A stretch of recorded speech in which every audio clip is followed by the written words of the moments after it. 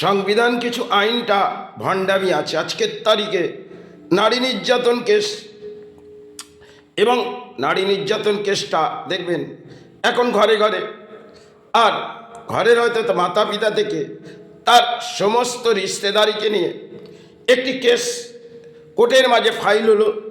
আর সেই ফাইলটার মধ্যে এমন কিছু তারা আইনজীবীগুলো লিখে দিলেন, তাকে দীর্ঘ সময় কোর্টের দ্বারস্থ হতে হবে।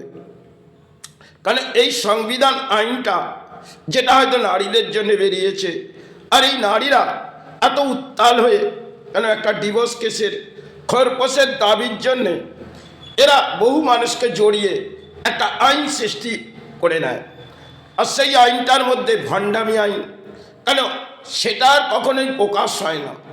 সেই আইনটা হয়তো যেটা আইনজীবীরা হয়তো কোর্ট থেকে করেছে, কিন্তু কোর্টের একটা নির্ধারিত তার জাজ হওয়া দরকার, কিন্তু কোর্ট সেটাকে জাজ করেনি। দীর্ঘ সময় সেই মামলা মোকদ্দমা চললেন, এবং সেই মামলা মোকদ্দমায় তাকে হাজিরা দিতে হবে। সে যদি বৃদ্ধ মানুষ হয়, আর সে যদি তাদের সাথে কোনো যোগসাজশ নাও থাকে, তবুও তাকে এই আইনের পথে হাঁটতে হবে। এই সেই আইনটা যারা সংবিধানে বার করেছেন, এটা ভণ্ডামি আইন। কেন এই আইনটার মধ্যে কোনো কোর্ট গ্রাহ্য করে না, আর সেখানে কোর্ট দীর্ঘ সময় নির্ধারিত এই কেসটাকে চালিয়ে যায়।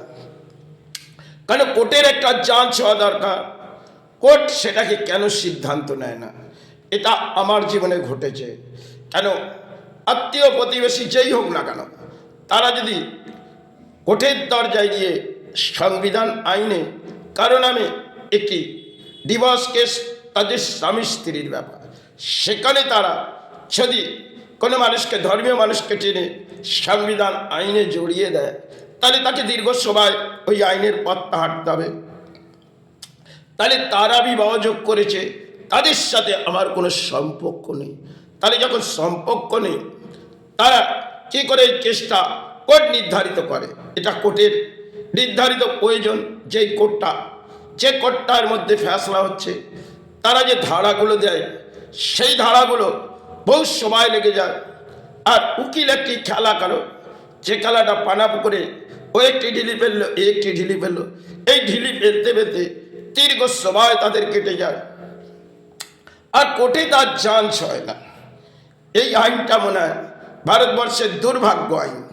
কেন সমাজের, ভারতবর্ষের সংবিধান আইন নিয়ে কিছু মানুষ ছোটে, আর এই আইনগুলো যেগুলো বার করা আছে, এগুলো সমাজের দুর্ভাগ্য। কেন এগুলো নিয়ে আমি যখন দেখেছি, তাদের জীবনে খারাপটা বেশি অংশে দেখেছি, ভালো বলে এর মধ্যে কিছু নেই, সবই খারাপ। যে অংশে নারীগুলো আজকে উত্তাল হয়ে একটি ডিভোর্স কেস করে, হয়তো তার প্রতিবেশীর সাথে তার কোনো সম্পর্ক নেই, তাহলে তাকে নির্ধারিতভাবে জড়িয়ে একটা উকিলরা খেলা খেললেন যে এতগুলো কেস দিলে এতটা আহারের অন্ন আসবে, আর সেই আহারটা আমি সেই কাস্টমারের কাছ থেকে নেব, সে আমার কাস্টমার, তাহলে তার নামে এতগুলো কেস দাও। আর এতগুলো কেসের একটি অর্থ, সেভাবেও একই অপর খাবো। এই খাওয়া দাওয়ার পাটটা আজকে আইনজীবীরা বহু কিছু করেছে। যেমন কিছু আইন ভণ্ডামি বেড়েছে, তাতে উকিলের খাওয়া দাওয়ার পাটটি ভালো করে বেড়ে গেছে। সমাজে দেখবেন এই আইনজীবীগুলো সেজে গুজে সমাজ লুটতে বসে পারে। কখনো দেখবেন কিছু ভণ্ডামি সাধু সন্ত সমাজে আসে যায়, তারা যখন ভণ্ডামি করে সেটা আমরা বহু তুলে ধরি। আর যখন উকিলগুলো করো ভণ্ডামি করে, সেগুলো আমাদের ভারতবর্ষের আইন, তাহলে সেই আইনটা ভণ্ডামি, সেটাকে আমরা তুলে ধরি না।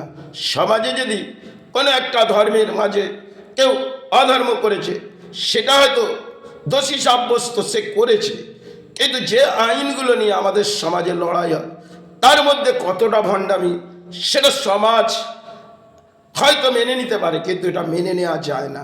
তার জাজ কেন হয় না? সংবিধান আইনে যখন কোনো সৎ ব্যক্তিকে দণ্ডের প্রস্তাব দেওয়া হলো, তার জাজ হলো না কেন?